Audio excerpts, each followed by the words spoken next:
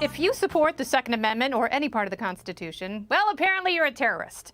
Liberal MSNBC host Chris Hayes is comparing pro-gun Americans to dirtbags like Osama bin Laden.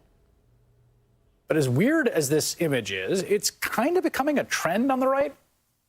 Republican Congresswoman Lauren Boebert has built her political identity around guns. Boebert vowed to carry a Glock around D.C. and on Capitol Hill. She released a video to make sure that we all knew it. Last Thursday, she zoomed into a virtual congressional hearing with just a mess of guns piled on the bookshelf behind her. Lots of people immediately noted that the use of guns in that way as props and the implicit threat that comes with them has a, long, not necessarily great history among various movements around the globe. Osama bin Laden, for one, liked to pose in front of a bookshelf with a gun prominently displayed. Jesse, I look at someone like Chris Hayes, and the first thought that comes to mind is pity, because someone like that would never survive in the wild. Yeah, Unlike I Jesse. have no pity on that guy. Yeah. Oh, yeah, I can pitch a tent, Dana. That didn't sound good. If you look at American history, every single American president has hunted, shot skeet, or displayed a weapon prominently in their home. I would say a majority of the House and Senate today owns firearms. I would also hazard a guess that if you go from the mid-Atlantic down through the South and then all the way out to right until you get to California, that every single statewide Democrat elected official owns a gun. So it's ignorant to say that just because you're brandishing a firearm means you're a terrorist.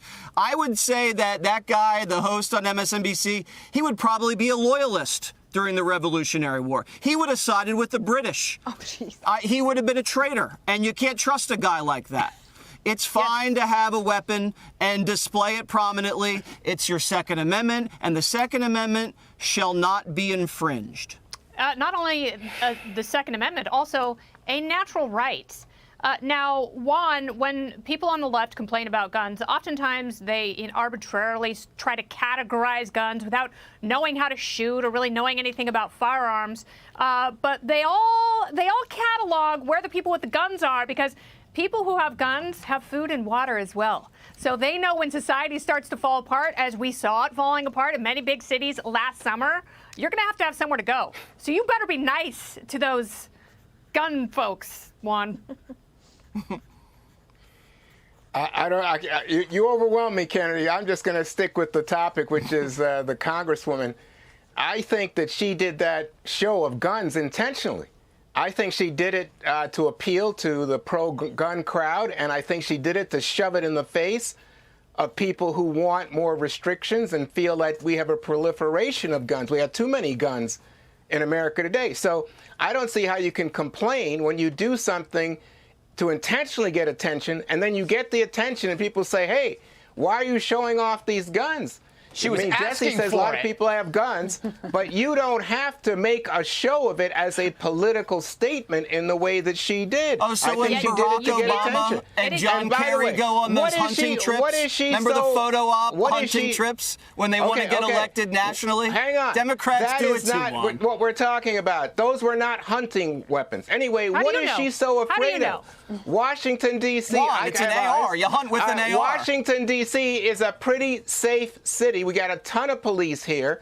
And right now, today, the Capitol Hill police chief, the acting police chief, said the biggest threat is that the people who attacked on January 6th want to blow up the Capitol when Joe Biden comes to give a speech to the Congress. That's why the fencing is still up. I mean, so that's the biggest threat. But she's appealing to that crowd.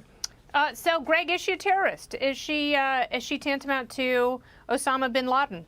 Well, I mean, there's kind of a flaw in Chris Hayes' impenetrable logic. Bin Laden seen in a picture with a gun, therefore guns are bad. I'm trying to remember what killed bin Laden. Was it Slinky? Smallpox. Was it? Oh, he died from smallpox. Yes, thank you for correcting me. Look, we saw a huge leap in gun sales for good reason. The media are great at selling guns. When you push for defunding police, the message to the citizen is, I got to defend myself.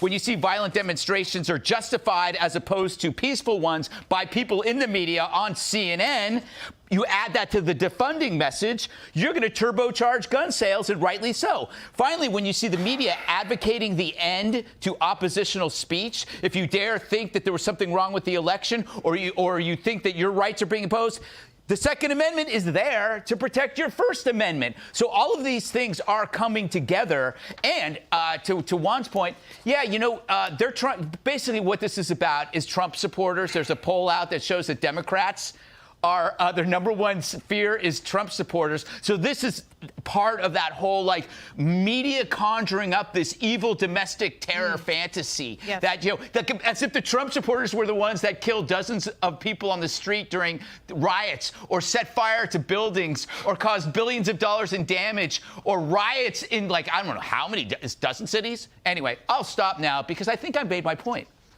So, Dana. But the FBI says that is the biggest threat. Oh, Juan, you changed your name to Dana. That's so exciting. Okay, Dana, if you talk to anyone who owns a firearm, you can ask them, try buying ammo right now. They're not just going after guns. No, and actually, we should delve into that topic when we have a little bit more time about ammunition, buying it, and also, what is it called, liability when it comes to ammunition. So that's something we should talk about. Here's a communications tip from Dana. You're talking about fellow Americans. Do not ever compare somebody to Hitler or Osama bin Laden. Just strike it out of your vocabulary. Can we compare them to you?